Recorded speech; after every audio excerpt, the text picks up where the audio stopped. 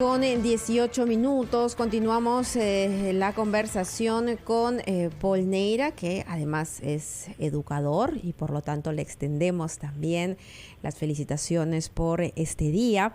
Y como decía antes de ir a la pausa, ¿no? Hace 1 año y medio no se encuentran de manera presencial los alumnos y los maestros. ¿Qué momento de la educación estamos viviendo hoy? Paul, adelante. Tu pregunta es muy relevante el día de hoy, que celebramos el día de nuestra labor, digamos, y agradecerte por el saludo. Yo quisiera mirar los últimos 5 años de la situación del sistema educativo que culmina el 28 de julio, en ese lapso de tiempo, y en ese lapso de tiempo hemos tenido situaciones complejas que ha enfrentado el sistema y los docentes. También hemos tenido varios ministros que han pasado por la cartera de educación. Casi estamos en el 9º ministro en 5 años.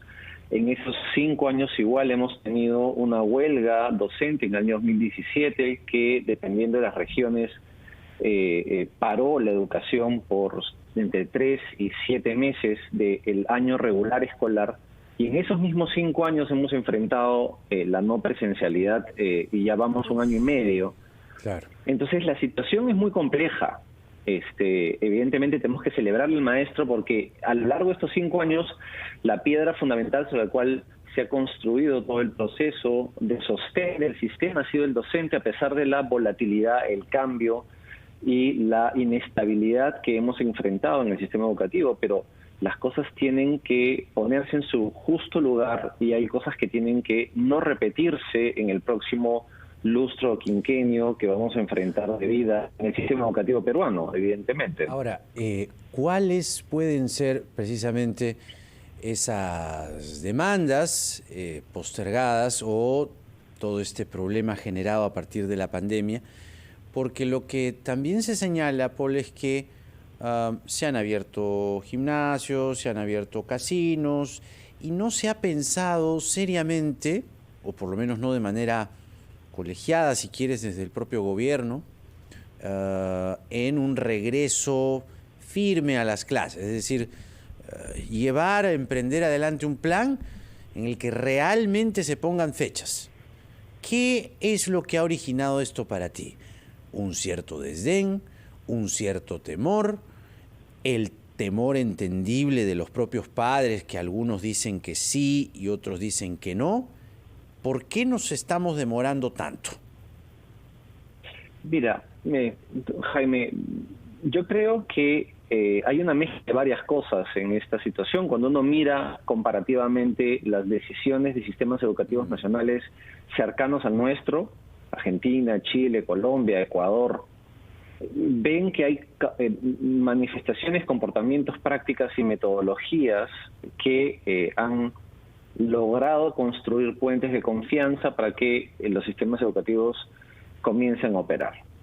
Hay que celebrar de que a la fecha que estamos hablando ahora, estamos más o menos algo más de 2.500 colegios en ámbitos rurales en el Perú ya han probado que los pasos y los funcionamientos y los protocolos operan y funcionan bien para poder asegurar la educación a distancia, la educación presencial, a pesar de las condiciones en las que estamos enfrentando de una caída progresiva de la segunda ola y aparentemente preparándonos para la tercera. Pero esa misma situación están enfrentando otros países. Entonces, yo creo que es una mezcla de varias cosas lo que tú has dicho. Hay no preparación, no adelantarse a los temas, algo de temor, bastante de desconfianza en general del sistema, de los padres de familia frente al sistema educativo y frente al comportamiento del tema de salud y el manejo de salud. Pero yo quiero hacer énfasis, a partir de tu pregunta, Jaime, en el hecho de que las consecuencias que ya sabemos, no sabemos la profundidad de las mismas respecto a los vacíos de aprendizaje, las necesidades emocionales y los problemas que se están generando producto del confinamiento en el cual tenemos a niños, niñas y adolescentes en nuestro país. Respecto del futuro del trabajo, yo creo que van a ser inconmensurables y cada día que pasa que detener el proceso de abrir grandes bolsones de colegios en ámbitos tanto urbanos como rurales, como semiurbanos o semirurales, van a tener consecuencias muy grandes en nuestro país que ahora no los podemos medir respecto a los aprendizajes, que esa es una de las grandes crisis, digamos, que se está cocinando a fuego lento en este proceso. Es que, Paul, creo que en la narrativa de la pandemia ese factor, ese punto no ha estado presente. Ha estado presente la pérdida de trabajo, la pérdida de ingresos, el reactivar la economía, en que tal o cual sector tiene que reactivarse. Pero los mismos padres de familia creo que no tenemos claro el horizonte en cuanto a educación de nuestros hijos. Ya el Banco Mundial, UNICEF, han iniciado una campaña a nivel mundial para que todos finalmente caigamos en cuenta de cuánto esto va a afectar a todos como familias, a los niños y como sociedad. Y yo quisiera que hagas hincapié en eso, porque creo que a veces es más el temor que con data, ¿no? Con datos puede ser rebatido, pero necesitamos tenerle temor a ese futuro incierto de nuestros hijos. Solamente para agregar, Mabel, en el mismo sentido, todavía no se está midiendo el impacto de la virtualidad. Todavía no se está midiendo el impacto de cuál es el forado, por decirlo de alguna manera, que está dejando en la línea de tiempo educativo de nuestros hijos este momento. Por favor, ahora sí. Sí, a ver, yo quisiera coger, hay dos pilares sobre lo que ustedes acaban de decir que son fundamentales. Uno es el tema de la narrativa que tú mencionas, Mabel, y el otro tiene que ver con el tema de los vacíos, y hay vacíos en educación que es sumamente difícil cubrir, incluso con las llamadas recuperaciones. Entonces, paso primero con la narrativa. Nosotros veníamos en el tiempo, en los últimos 10 años, construyendo una narrativa respecto al tema de educación fascinante, porque incluso encontrábamos de que había columnas escritas por economistas hablando de la conexión entre educación y desarrollo, que es una cosa que primera vez, digamos, en la discusión pública de la educación teníamos, pero eso se detuvo cuando comenzó el tema de la pandemia. Y la discusión se rompió, digamos, y se abrió más bien la discusión sobre la desconfianza.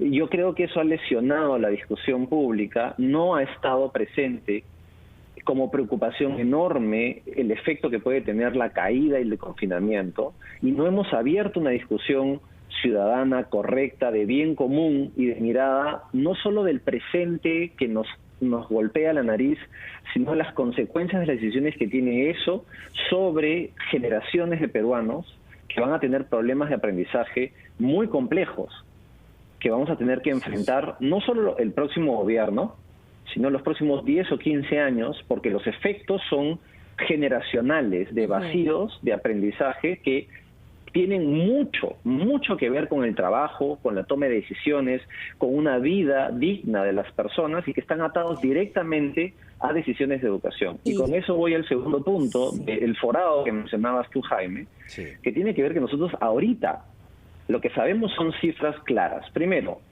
del grupo de atención de problemas psicológicos, emocionales, depresión, problemas de temores y de miedos, el más recurrente es el grupo de niños, niñas, adolescentes. 3 de cada 10 de esos tienen problemas hoy en día graficados en el sistema de atención de salud mental en el Perú, que no podemos decir que es un sistema que esté logrando penetrar todo el territorio peruano. Para poder entender de que si de 3 de cada 10 tienen estos problemas, imaginemos si tuviéramos un sistema realmente que logre penetrar el territorio peruano, podríamos estar hablando de cifras mucho más grandes. Segundo, sabemos a ciencia cierta que 350.000 por lo menos han abandonado las escuelas y desafortunadamente son jóvenes los que están abandonando los colegios, y sabemos que mientras más bajo es el nivel socioeducativo, el abandono es permanente, nunca van a regresar. Ya en el Perú, hoy en día, de la PEA, entre 18 y 39 años, hay 8.800.000 estudiantes, adultos, digamos, que no han terminado ni la primaria ni la secundaria. No podemos engrosar más ese número, porque es un grupo de peruanos al cual el sistema educativo le ha fallado. No podemos permitir que eso siga avanzando. Y finalmente, a la fecha, no tenemos una evaluación confiable de cuáles son los efectos de la educación a distancia, como la estamos enfrentando. Hace menos de 3 minutos, digamos, la profesora en Arequipa decía que le enviamos mensajes de texto a los estudiantes, pero eso no es suficiente para poder conseguir aprendizajes. Es un esfuerzo loable, evidentemente, sí, pero no es suficiente para poder conseguir, y no sabemos el efecto que eso tiene, y además no sabemos cuánto vamos a tener que sacrificar como sociedad para poder cubrir los vacíos que podamos cubrir.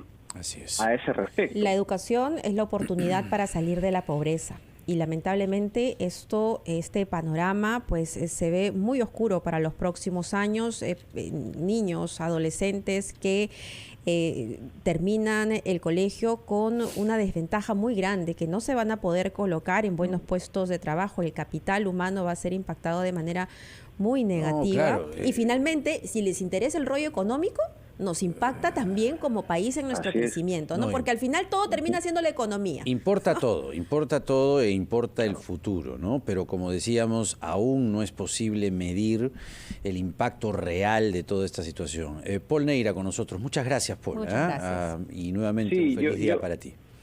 Gracias, Jaime. Si me das medio segundo, yo quisiera, digamos, instar a las autoridades, tanto del gobierno saliente como del gobierno entrante, que tomen realmente en consideración y generen las condiciones para volver a clases lo antes posible. La iniciativa de vacunar a los docentes ha sido una exigencia permanente, tanto en mi persona como en distintas organizaciones del país.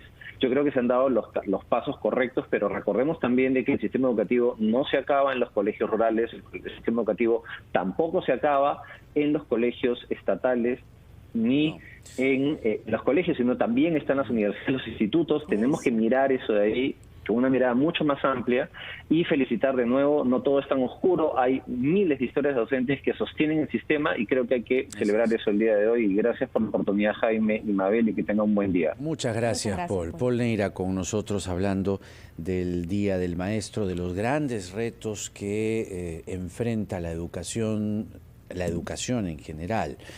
El impacto, como decíamos, aún no es medible, pero hablamos de, para empezar, la propia socialización de los chicos. Por ejemplo, hay una generación de niños que no saben ya cómo interrelacionarse de la manera tradicional. Todo lo hacen a través de una pantalla. Lo hacían antes de la pandemia, pero tenían siempre a sus amigos y tenían siempre a sus compañeros, compañeras. En fin,